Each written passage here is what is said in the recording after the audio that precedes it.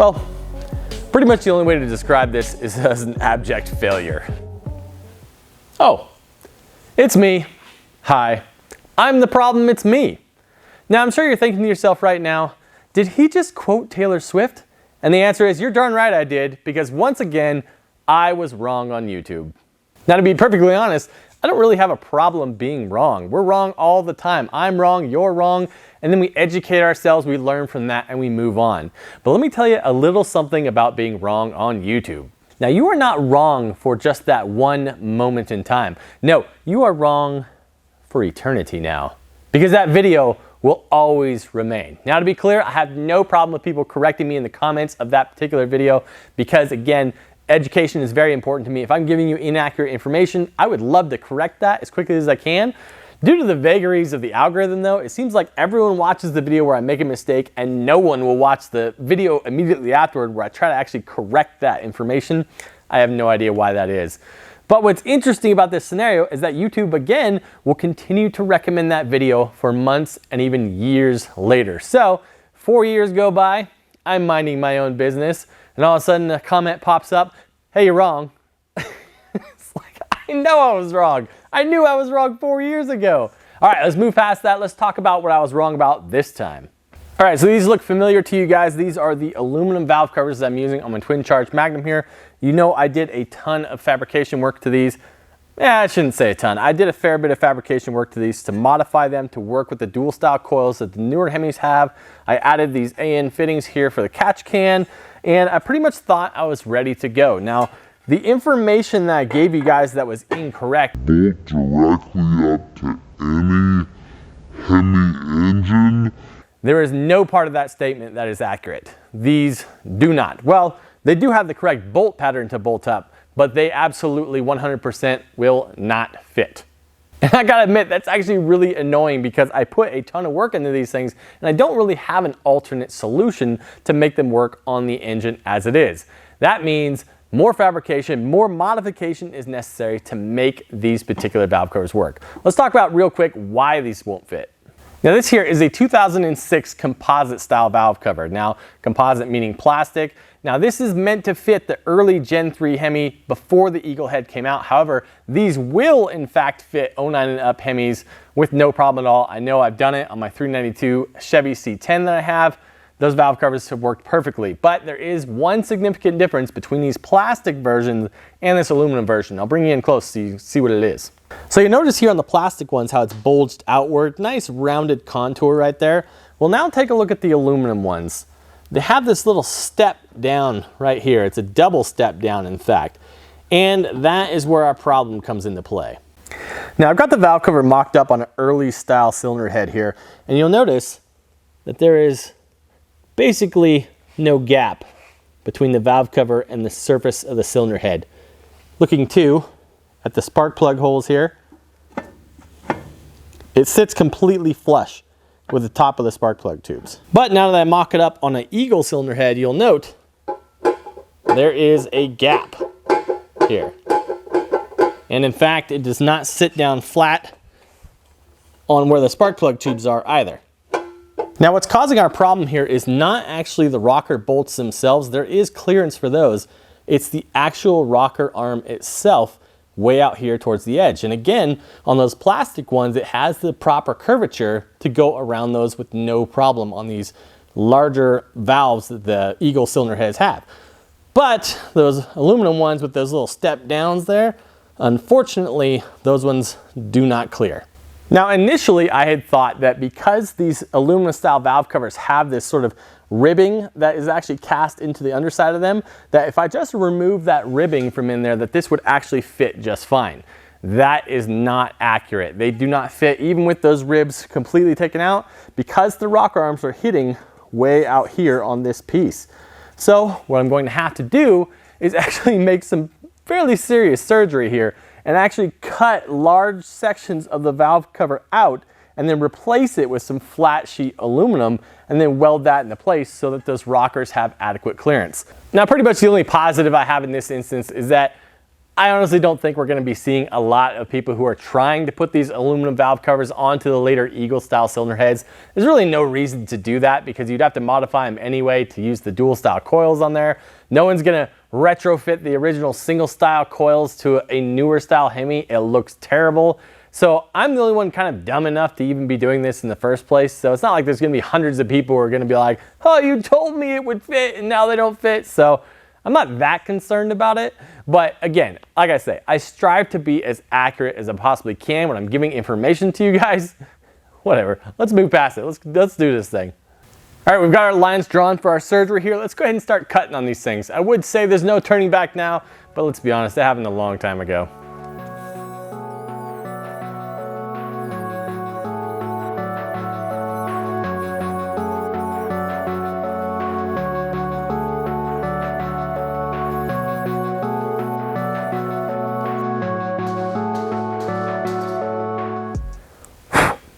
Maybe I should just run it like this. That way you can actually see the valves in action while it runs. Yeah, not a bad idea. Let's go ahead and see if this thing actually fits.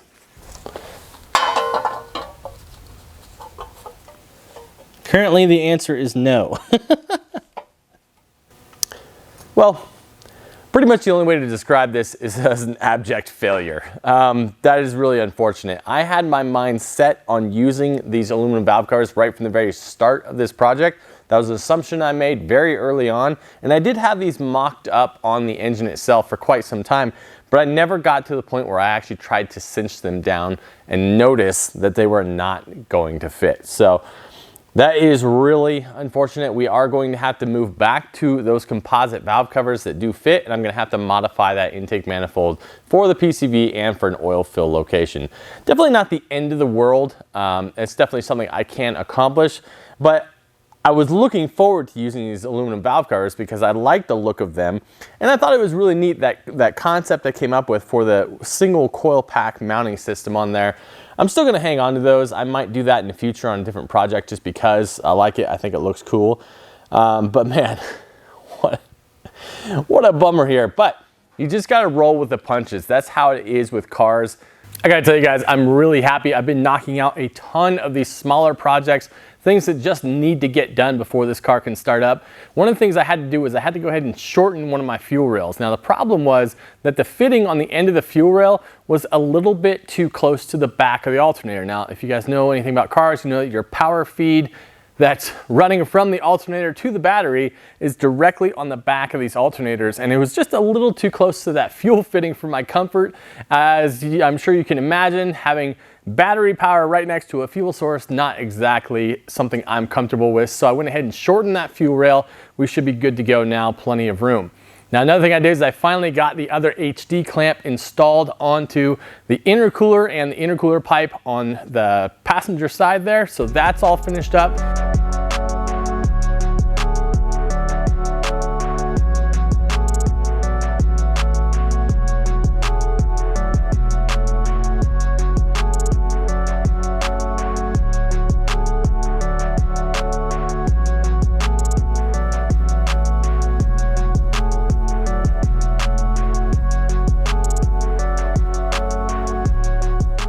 Now another thing we did is we got our power steering system completely finalized. Really, really happy about that. That was something that was kind of hanging over my head, but I found a good spot to hide the reservoir and run all the lines. We'll show you guys that here in just a little bit. Also, we got the turbo oil drain line made. So we have our drain line made. The oil feed is 99% there. I just need to install an oil restrictor in the fitting before it goes into the turbo. And then the oiling for the turbo will be completely finished up. Now I also modified the factory dipstick, had to add a little bit of space there to make the dipstick work, but that's all done. We have those composite valve covers installed. I gapped the spark plugs, so those are ready for boost. So really making some solid progress today. Our next project for today is going to be the supercharger itself. Now, as you guys have long mentioned, we got to get rid of this Ford SVT emblem that's cast into the front here.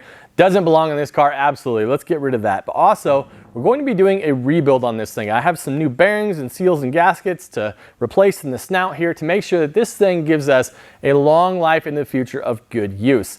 Now also, I'm just excited to take one of these things apart because I've never had one apart. It should be a really simple design, but I just want to see what it looks like. So I'm happy to dive into this thing. I hope you guys are too. So something that's a little bit tricky about these style superchargers is that the pulleys are actually pressed onto the snout itself. So you need a specialty puller to get that off of there. There is a place that actually sells these things. I'll go ahead and link that in the description down below. I haven't actually tried it yet, so I don't know how effective it's going to be. Looks like it's just going to work. This is actually a smaller pulley than factory, so I'm happy with it. I think it's going to fit exactly what I'm after. But anyway, let's go ahead and get this pulley off so we can get the snout off of this thing.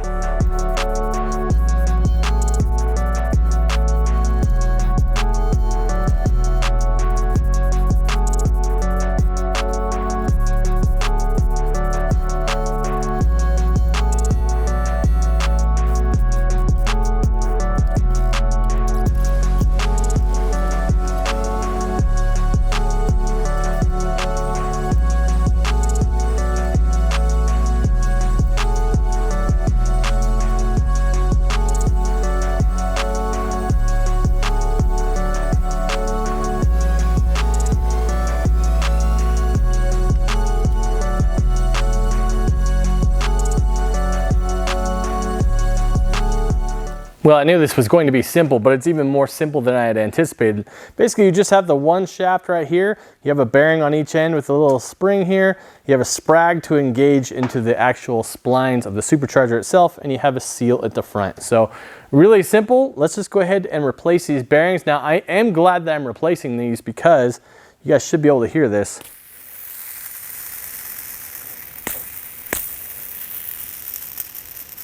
That one sounds okay. But there's a couple of little hitches in there that you can hear. And then listen to this one.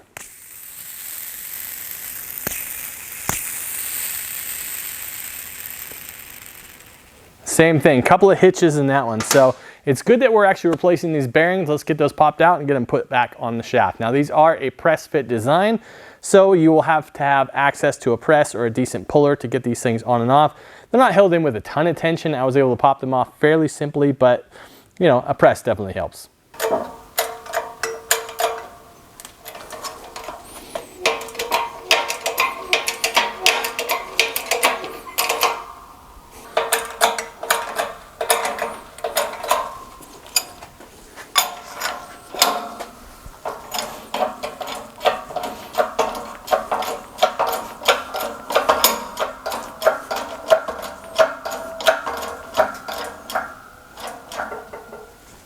So just like that, we have our snout here rebuilt. It's 2 whole bearings and a seal. But anyway, we got those new bearings in there, new seal is in there, ready to put this thing back together with a new coupler in here. Now the sealing surface right here uses an anaerobic sealer. Now the kit that I got for the rebuild actually came with some sealer. So we're gonna slip this thing back together again, put some fluid in there, and then we're gonna go ahead and scuff this thing because I wanna go ahead and paint it black.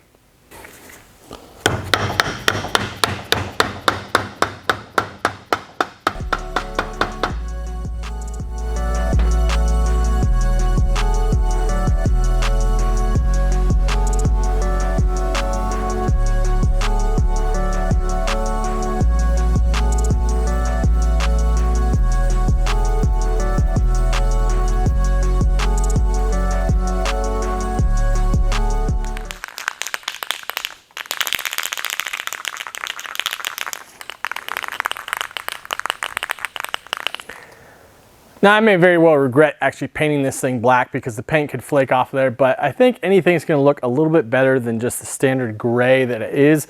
It's a little bit of a boring color, and also because we smoothed the front here, that doesn't match, so we got to paint this thing no matter what. I mean, obviously I could potentially powder coat this thing.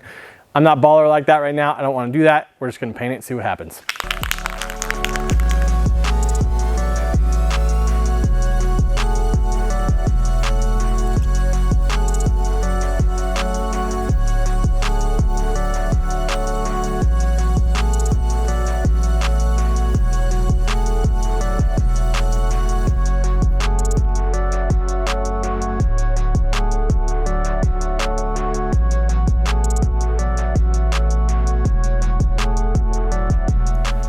As you can see, we pretty much got the front end of this car all buttoned up. Now I went ahead and painted this radiator support that I made. You saw that we finished up this HD clamp on this side, so the intercooler is all finished. I painted my intercooler mounts on there. We have all of our other coolers mounted here. Now, the only thing I think I'm going to change here from where this sits right now is on this side, the power steering line is just, it's just a little bit short. It's pulling it a little bit tight over here. I don't really love that. I think I'm gonna add a splice here, add a little bit more hose to that, just so it has a little bit of flex in that line. That's the only thing I wanna change. Now, the thing that I'm excited about is I finally got the power steering system finally completed on this car. All of it is ready for fluid, ready to go, and that's very exciting. Now you can see that I actually mounted the reservoir right here. This is pretty much the only place I could put this thing, the only space I could put it, and you're thinking, why would you put it behind the bumper where there's no access to it at all? But you see, what I did was I added a little bit of clearance right here. I cut a little section out of this core support area here so that when I remove the panel that goes across here, which just clips into place, I have complete access to this reservoir from the top. So it is accessible. That way, if I need to add some fluid, I can. But what I'm really excited about putting this reservoir where it is, I was able to use all the factory hoses here and able to adapt them to fit to this new location. So these are all preformed rubber hoses. For the original stock system, I was able to just cut them and repurpose them for its new location. I think this is going to work out absolutely perfect, and I could not be more excited that I don't have to change anything else with the power steering system. It's ready to go. So, complicated. A lot of stuff happening here, but again, the front end is pretty much completely buttoned up. Let's move on to the top. So our supercharger is painted. I'm really happy with how that looks. I think it's a good, clean look for this car. Kind of matches some of the other stuff that's going on, and I especially like the contrast with the raw aluminum around it. So we have our valve covers installed, our supercharger is painted, we have a lot of these other ancillary things done. I went ahead and installed our oil restrictor line here, so we have actually our oil feed and oil return for the turbo completely set and finished up. If you guys didn't see it here, I am not running an air filter on this system. I'm using what's called a turbo guard. Essentially, it's just a metal screen that goes on the front of this turbocharger just to keep the big stuff out of there. I will not be running an air filter on this engine. You see it a lot out there, to be honest. With the amount of miles I'm expecting to put on this thing, it's not going to be in the thousands and thousands every single year. It's gonna be much more minimal than that. I'm totally fine with it. Long term, would it be a problem? Absolutely. Right now, don't care. I think it's gonna be just fine. Plus, I think it looks cool on there. So in this episode, we accomplished a lot of those smaller projects that we had to check off the list in order to actually make this thing run and drive. In our next episode, we're gonna have to cover what I talked about with the intake manifold and make it to where it does have a functional PCV and an oil fill location. As much as I thought I was done with this intake manifold, we're gonna have to work on it just a little bit more. So hope you guys are looking forward to that. After that, we have to move into our fuel system. And these are all just boxes to check to where we can get to where we're starting this thing. I know this seems like it's going on and on, but there's so much little things. You guys have heard the saying, the last 10% takes the 90% of the time. I don't fully subscribe to that, but there is a lot of little details here that need to be addressed because I don't want to get this to the point where I'm just throwing it together just so I can start it for you guys. I want to actually get this thing to where as soon as I start it, I want to take this thing actually out on the road and drive it and see what it's going to do. Obviously, need to be some tuning involved. We are going to have this thing on a dyno to see what kind of power we're going to make out of it. But it's all steps, guys. It's all steps. I appreciate you watching so far and sticking with me through this whole process. We'll see you guys next time on Reignited.